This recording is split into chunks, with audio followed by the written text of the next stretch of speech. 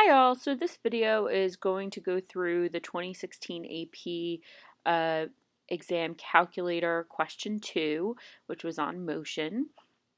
So here is the question in part A. You can notice that they give you some information. They tell you that the position at t equals 4 equals 2. This is important. They also give you that equation, which I'm now going to put into my calculator. I'm going to make sure first that my float is the highest it can be and that I am in radians. I'm going to hit make default just in case. Now I'm going to go over to my graph so I can put in my equation. Now the equation is in terms of t, but I'm just going to use x here. As my independent variable, just because it's easier, I don't have to change. It's already in terms of f of x. So I'm going to put that in. And once I hit enter, it will show me that equation on the graph. I'm going to make sure that that matches what's on the question, so I didn't put it in wrong. Now, the first part of the question, part A, is asking, at time t equals 4, is the particle speeding up or slowing down? So the first thing you need to realize is this isn't asking about velocity, this is asking about speed increasing or decreasing. So is the speed the scalar of velocity increasing or decreasing? So this is something very different than when the velocity is increasing or decreasing. So if the speed is increasing, this means the signs of velocity and acceleration are the same. If it's decreasing, at t equals 4. If it's decreasing, the speed is decreasing. That means the signs of velocity and acceleration are different at t equals 4, are opposite. So one's positive, one negative. And it doesn't matter which is which, just as long as they're opposite signs. Okay, so now we have to figure this out. We have to figure out the sign of velocity at 4, which I can do just by using my calculator. So I go back to my calculator. I'm going to hit var, and then I'm going to have F1 because that's what I put my function in as. I'm going to push 4, and you can see the answer is there. So I did not put 4 over here, so I'm going to do that now. So V of 4 is approximately 2.9787. Okay, so it's positive. So again, it doesn't even really matter the number, it more matters the sign. And then V prime of 4, which is the acceleration at 4, is approximately equal to, again, I could do this on my calculator. So I go to calculus and then numerical derivative at a point. And I'm going to look at 4. I'm going to press OK. Now it's going to let me put in my function, but I already have my function in. I'm going to use that bar button again. I'm going to put in the function f1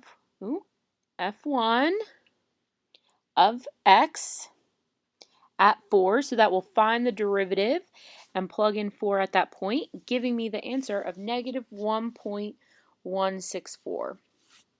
So the signs are different, which means the particle is speeding or slowing down. So the speed is decreasing. So at t equals 4, the particle is slowing down. Okay, and remember, we're going to say why, because the signs are opposite of velocity and acceleration. Okay, now I just kind of want to mention, not that it's a part of this question, but just because a lot of people can talk about when velocity is increasing or decreasing, and that when you're talking about velocity increasing or decreasing, that is talking about when your acceleration is positive or negative. Okay, now looking at B, so find all the times when the particle changes direction. The particle is going to change direction when velocity equals 0. Remember, when velocity is positive, the particle is moving to the right. When velocity is negative, it's moving to the left. So it's going to change direction when velocity is 0 and changes sign. So the particle changes direction when, and I'm just going to start by writing out my justification, when velocity equals 0. Okay, velocity is changing sign.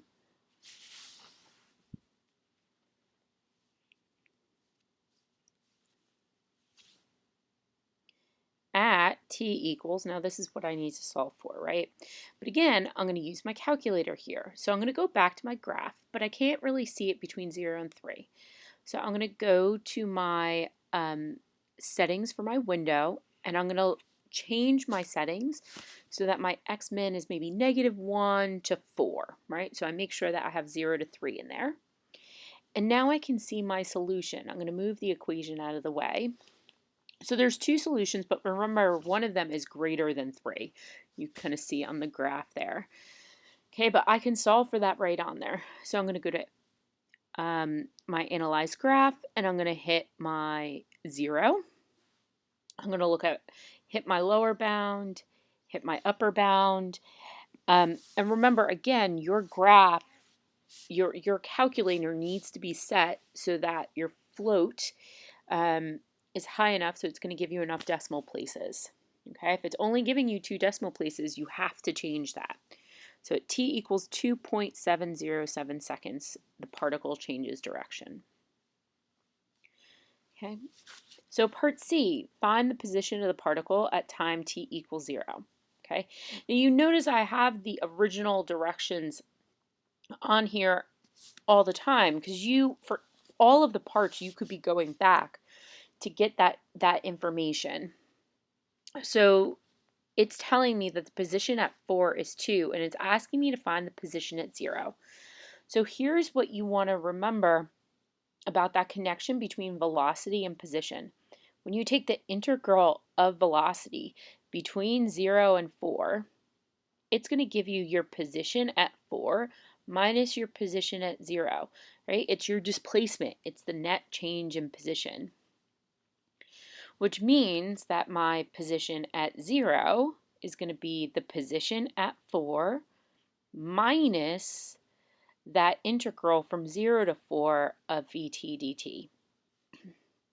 Now this is the same as the position at 4, and if you flip the bounds, you negate the integral. So it's the same as the integral from 4 to 0 of vt dt. Okay, that is what you will see on the mark scheme, so just so you understand they are the same. Now I can do this whole thing on the calculator again. So I do 2 plus, because that's v of 4, or position at 4. And then I'm going to say the integral from 0 to 4. I'm going to again use that vars button so I don't have to plug in my whole integral, my whole function of x, and then dx. And I'm going to press enter. So this problem is, you can see, very calculator active. You really need to know how to use your calculator effectively because it can help you out so much on this problem. Okay, now the next part is finding the total distance, and that is the integral of the absolute value of velocity over the time interval. So for here, it's going to be the integral from 0 to 3 of the absolute value of velocity. And again, I write the integral. I have to show what I'm doing, but now I can evaluate that integral on the calculator. So I go back to my calculator, I go to menu, I go to calculus, and the numerical integral again, just like I did on the last problem. I put in my bounds of 0 to 3, okay, and you need your absolute value function, which I can just type in ABS, and then you'll see that it unitalicizes. That means it's picking up the absolute value function. And again, I use that vars button and dx and press enter, and then I get my answer. 5.301. Remember, I'm always rounding to 3 decimal places. Okay, now, not that it's part of this question, but just as a side note, so you remember, displacement is what is the integral from a to b of velocity. Okay, so that displacement is just how far you are from where you started, unlike your distance.